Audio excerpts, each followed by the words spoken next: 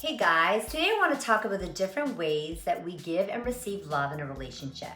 They're known as the 5 love languages. There are plenty of people that still don't know what these are, but they're basically the way that we communicate our love with our partner.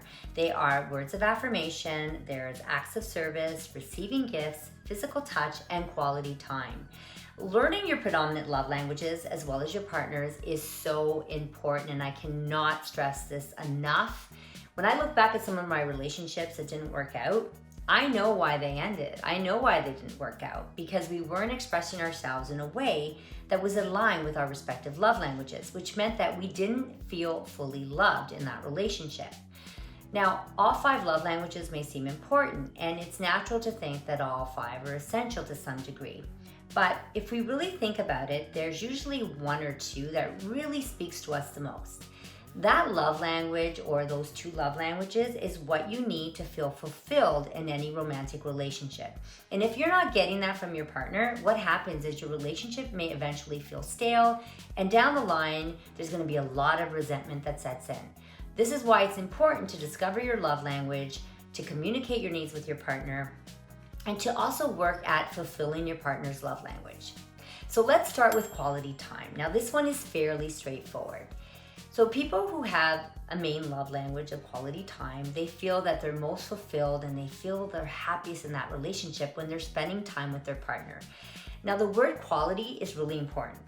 Both parties need to be present, have meaningful conversations, and really give their person their undivided attention. So let's just say you're with your partner 24/7, but you're constantly on your phones or you're watching television. This doesn't count. Okay, next we have words of affirmation.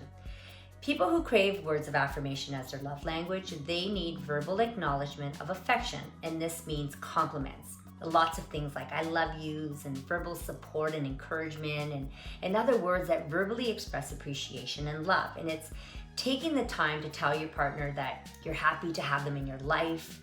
It's saying things like, hey, you make me so happy, or I really appreciate you. So if you feel it, you say it out loud. Next, we have physical touch, which is also fairly straightforward. So people with physical touch as their love language, they need exactly that and lots of it. So kissing, holding hands, cuddling, sex. Frequent touching and physical expressions of love is what makes this person feel very warm and appreciated. And now next is gift giving. So for those with gift giving as their main love language, they really enjoy being gifted with a visual and physical symbol of love, which doesn't mean that gifts need to be expensive. It's less about the monetary value and more about the meaning behind those gifts. So maybe it's a small bouquet of their favorite flower, their favorite chocolate bar that maybe you picked up while you were doing groceries.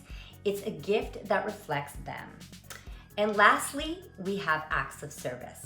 Having acts of service as a love language means that you feel most loved and appreciated when your partner goes out of the way for you. So they do little things that really make your life a little easier.